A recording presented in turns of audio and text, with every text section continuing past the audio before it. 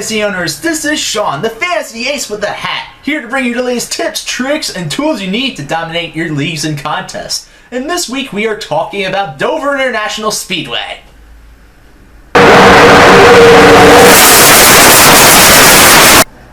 This unique 1-mile track is known for many things, but probably the thing that drivers and owners know it most well for is the fact that any driver can easily crash out of this race. So my advice this week, make your picks very carefully and try to go for drivers that will stay in the race.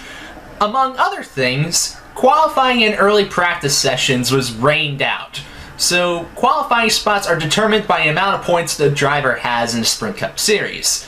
And as such, be sure to use past results in making your choices for this week. And speaking of choices, here are my 5 choices for Dover Speedway.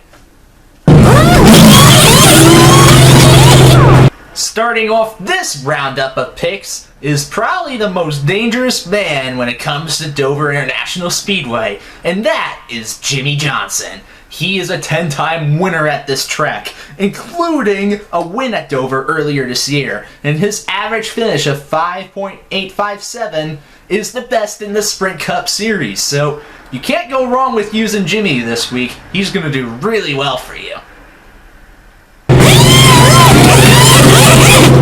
Sometimes when a driver is put into the hot seat and has a lot of pressure on him, that's when he or she is going to do the very best that they can in a race. And this week, Kevin Harvick is in the hot seat. And he starts all the way back in the 15th position, which gives him some potential for good positive finish upside. He also finished second in the Dover race earlier this year. He also has 4 top 5s and has to win to advance through the chase, meaning he's going to be gunning for that victory, meaning he's going to be a real good pick for you fantasy owners. I recommend using him this week in at least one lineup. As always, week in and week out, there will always be at least 1 or 2 drivers that will kind of fall under the radar when we go to each track.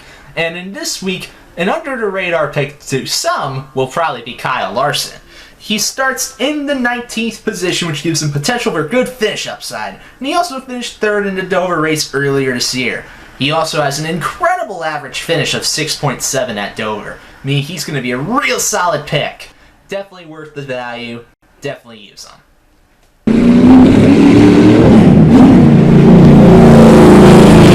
Apart from Kevin Harvick, there's one other driver who is in the spot of having to win to move on throughout the chase, and that is Clint Bowyer. Clint Bowyer starts in the 16th position, which gives him potential for good finish upside. He also has 12 top 10 finishes at Dover. He even scored a 9th place finish at the race earlier this year in Dover. And remember, he has to win to move on, so he's going to be gunning for that winner in a good position, which is good for fantasy owners. So think about using him this week in at least one of your lineups.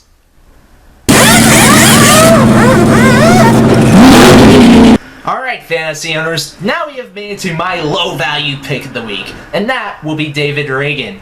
He starts in the 28th position, which gives him good potential for finish upside. He also finished 13th in the Dover race that happened earlier this year. He also has an average finish of 24.4 at Dover, which means he's going to be worth his value and he's going to be a good pick. Use him this week.